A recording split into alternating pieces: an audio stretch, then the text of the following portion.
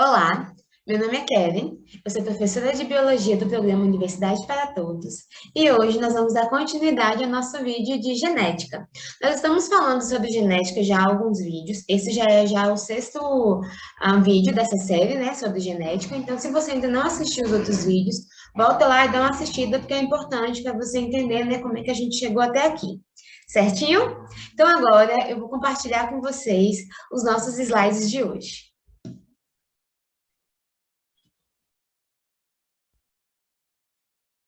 Então, pessoal, como eu acabei de dizer, a gente está falando sobre genética e hoje nós vamos falar sobre heredogramas. Então, o que a gente viu até agora, né? A gente tem visto alguns conceitos de genética e a gente também tem visto falar muito sobre as leis de Mendel. Então, as leis de Mendel, elas são muito importantes dentro da genética moderna, só que como a gente tem visto, né, Mendel, ele trabalhou principalmente com cruzamentos entre ervilhas. Então, é uma planta, né, e aí ele conseguia fazer esse cruzamento, ele conseguia manusear esse cruzamento e a partir disso ele estudou a herança genética dessas plantas. Porém, isso não é permitido fazer em humanos, né? Logicamente. E aí, com isso, a gente vê então o uso de heredograma dentro da genética humana. Então, quando a gente fala, né, em um trabalho em humanos, né, o geneticista humano, ele acaba analisando os membros de uma família, né, quais são os portadores de determinadas características, usando heredogramas.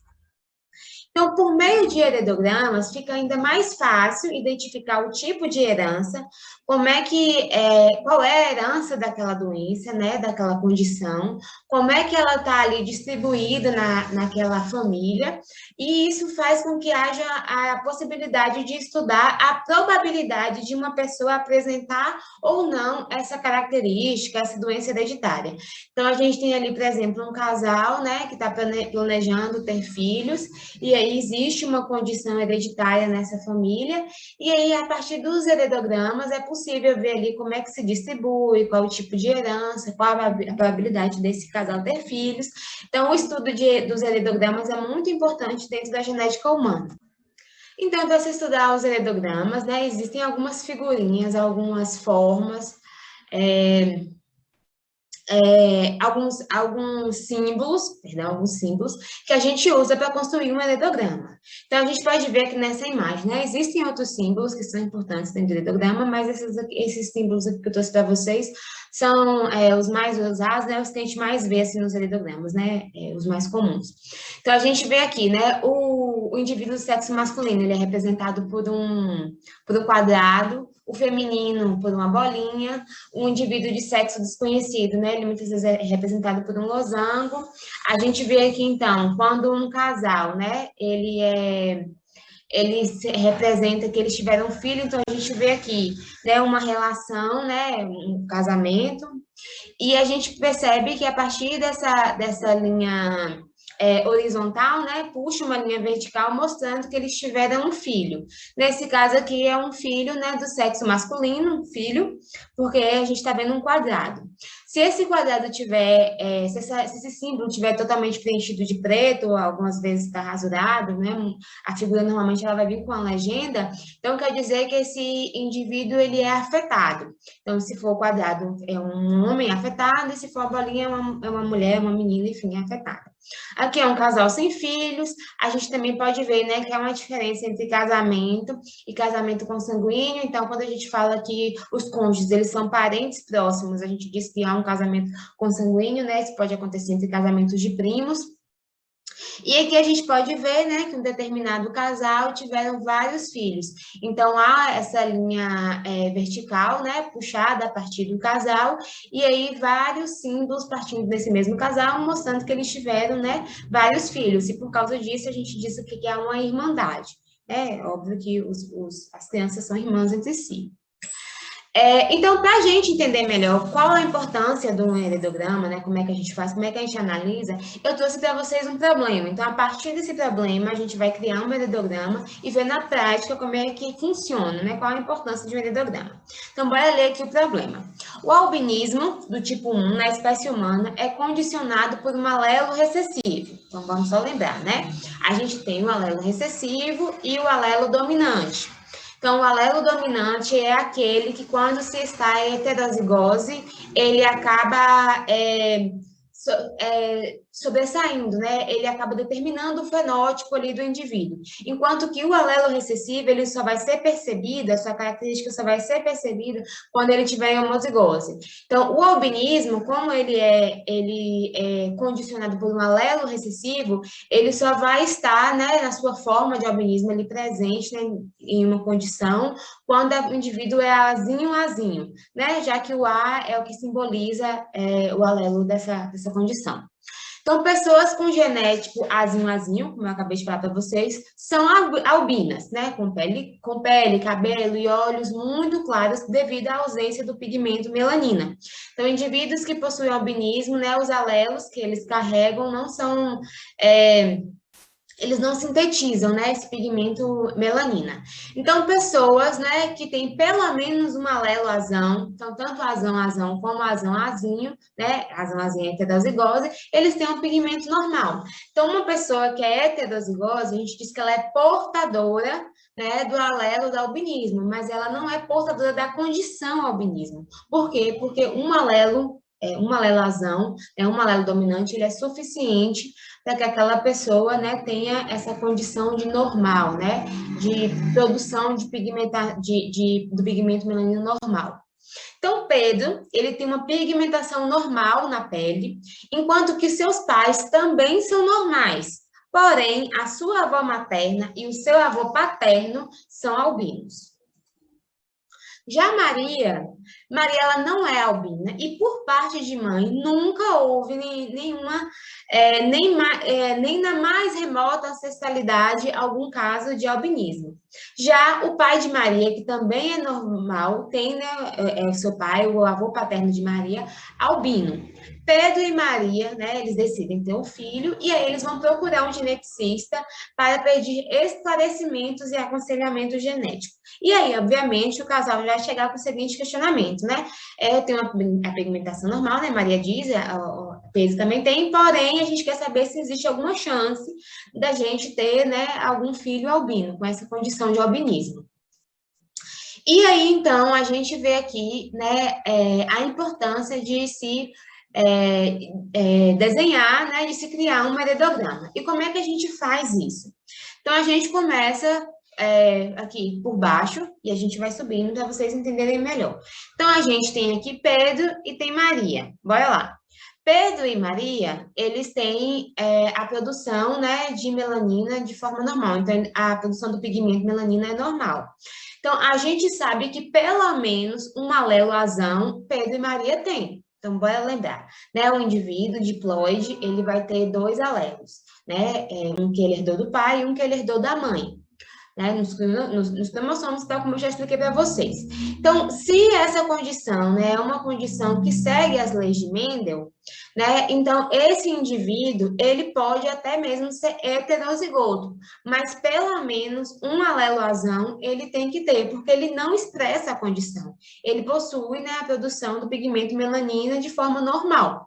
Então, Maria e Pedro, né, eles têm pelo menos um alelo azão. O outro alelo a gente ainda não pode, né, garantir, a menos que eles tenham um filho com a condição, né, do albinismo, certo?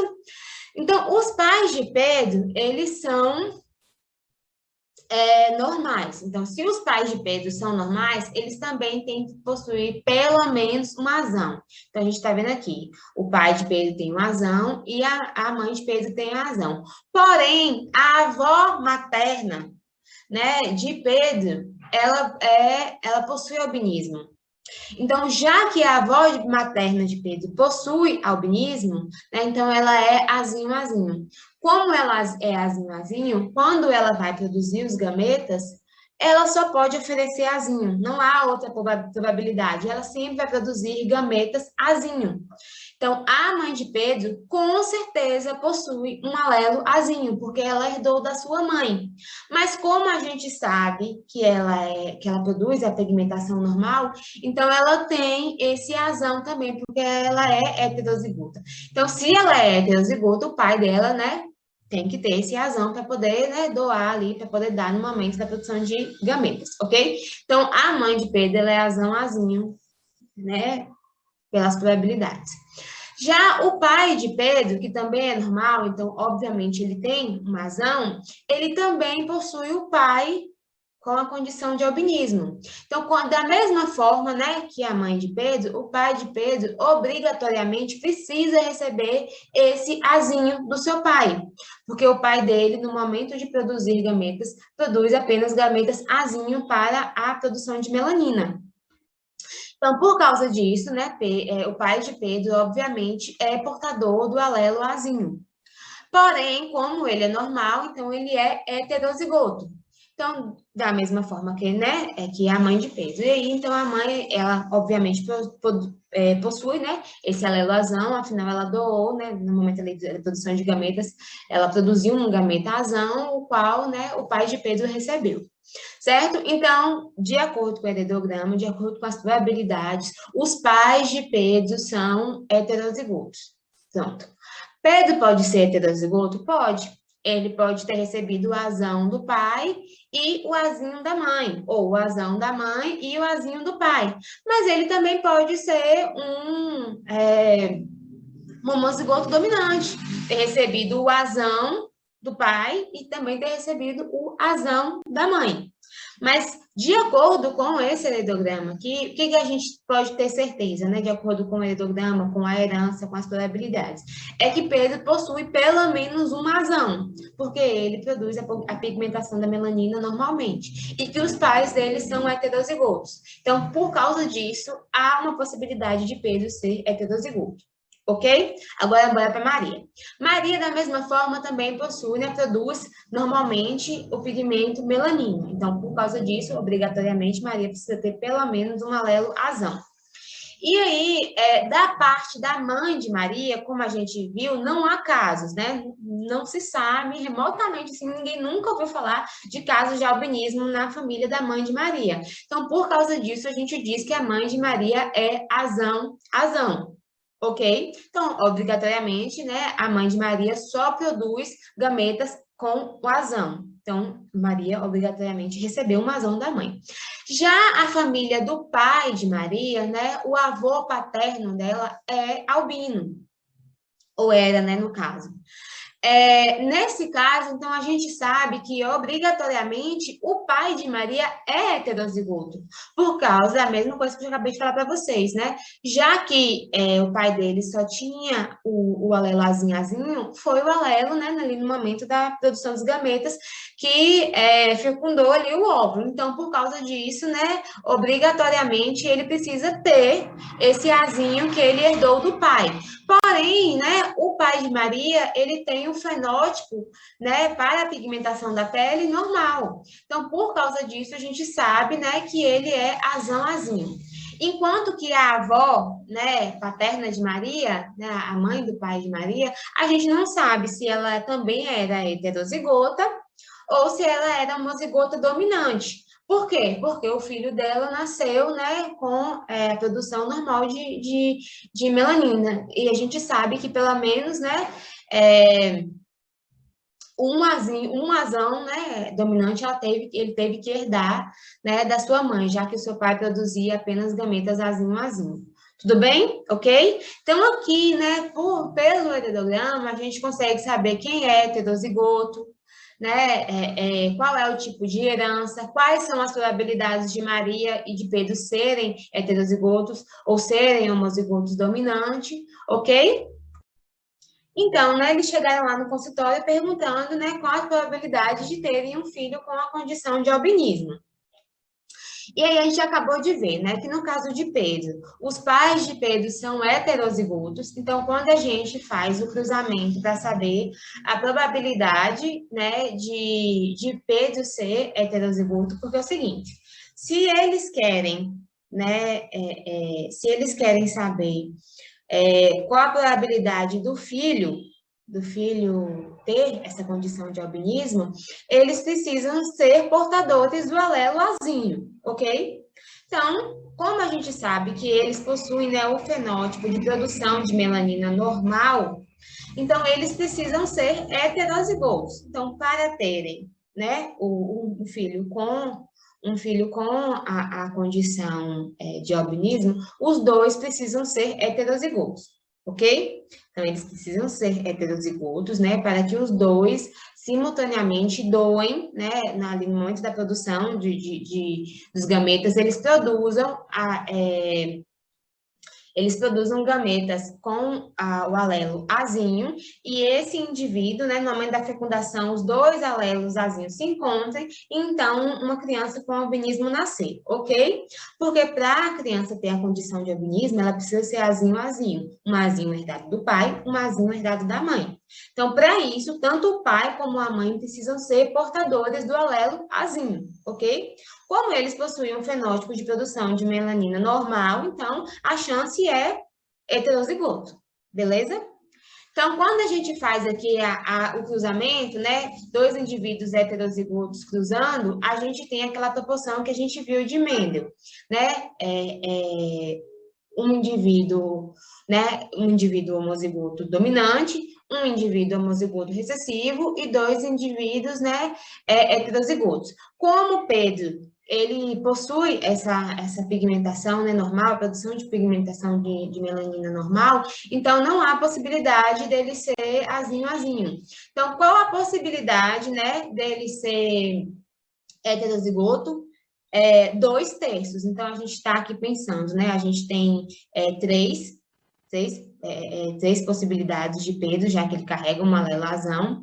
Então, nessa possibilidade aqui, qual é a possibilidade de Pedro nessas três possibilidades, já que não há possibilidade de Pedro ser azinho-azinho, ok? Não há possibilidade de Pedro ser azinho-azinho, porque Pedro possui a pigmentação normal. Então, ou Pedro é azão-azão, ou Pedro é azão-azinho. Então, para Pedro ter o filho albino, ele precisa ser heterozigoto. Então, dessas três possibilidades, quantas delas Pedro é heterozigoto? 2. Então, a possibilidade de Pedro, a probabilidade de Pedro ser heterozigoto é 2/3, ok? 2/3. Beleza.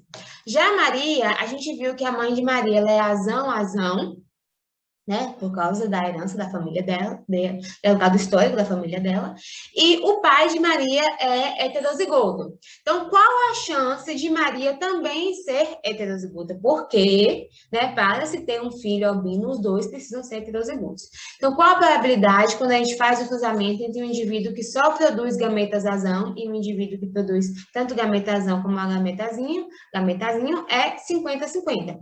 Então, 50% da probabilidade de Maria ser azão-azão e 50% da probabilidade de Maria ser azão-azinho, ou seja, heterozigoto. Então, a probabilidade de Pedro ser heterozigoto é 2/3 e a probabilidade de Maria ser heterozigoto é 1/2, né? 50%, metade.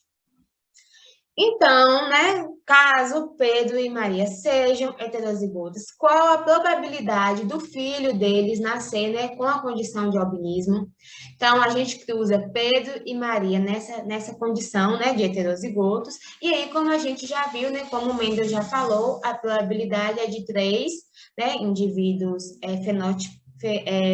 com fenótipo, né, de produção de melanina normal e um com albinismo. Então, a gente vê aqui que é 1/4 a probabilidade deles de terem um filho com albinismo. Então, quando a gente vai lá para a matemática, no final de tudo, qual é a probabilidade deles terem um filho, né, com o albinismo? Então, a probabilidade de Pedro ser heterozigoto, porque antes de ter o filho, ele precisa ser heterozigoto. Antes de ter o filho com a condição, ele precisa ser heterozigoto, como eu falei para vocês. Ok? Então, a probabilidade de Pedro ser heterozigoto é 2/3. Já a probabilidade de Maria ser heterozigota é 1/2, meio. E a probabilidade de nascer um filho com albinismo, né, de um casal heterozigoto, é 1/4. Então, a gente multiplica todas as probabilidades e, no final, a probabilidade do filho deles nascer com albinismo é 1/12. Ok? Então, bora só relembrar algumas coisas antes de terminar, né, a aula. Pessoal, né, a gente está falando aqui de uma herança mendeliana. Então, aquelas coisas que a gente aprendeu sobre Mendel, né, aquelas leis que a gente aprendeu sobre Mendel, sobre essa proporção de 3:1, de 1:2:1, elas são importantes no momento de se aplicar, certo? Em heranças que possuem essa característica mendeliana, que é o caso do albinismo. Então, nesse caso, a gente está vendo como o heredograma ele é importante nessas heranças mendelianas, porque você consegue entender, né, o que é uma doença recessiva, que tem uma doença dominante, né, que tem essa característica de alelo dominante. Então, a gente consegue, a partir do heredograma, ver ali a distribuição da doença, ok? Quando a gente está falando de uma condição recessiva, que é o caso do albinismo, para o pai e a mãe ter um filho com uma condição, né, de alelo recessivo, os pais precisam ser heterozigotos, porque o indivíduo diploide, como o ser humano, ele tem um alelo do pai e um alelo da mãe. E como essa condição só vai aparecer, né, só vai ser revelada, né, em recessividade, então ele precisa ter dado os dois alelos recessivos do pai e da mãe. Então o pai e a mãe podem ter, né, um fenótipo normal para aquela condição, porém ele precisa ser pelo menos heterozigoto para poder, né, dar ali para o seu filho o alelo recessivo, ok? Que é o caso aqui do albinismo. Pessoal, então é isso. Vejam a nossa série de vídeos. Se você não entendeu alguma coisa, algum conceito, volta lá nos vídeos, reassiste. Também, lá na Universidade para Todos, no site da Universidade para Todos da UESC, tem as apostilas dos módulos. Pegue lá, veja o assunto, né? Complemente o que eu falei para vocês. Assistam outros vídeos aqui no YouTube, usem livros. Né? Para quem é do PT-UESC, eu deixei disponível para vocês um livro bem legal, né, sobre alguns assuntos do ensino médio. Então é isso, pessoal. Muito obrigada por assistir até aqui e eu aguardo vocês no próximo vídeo. Tchauzinho!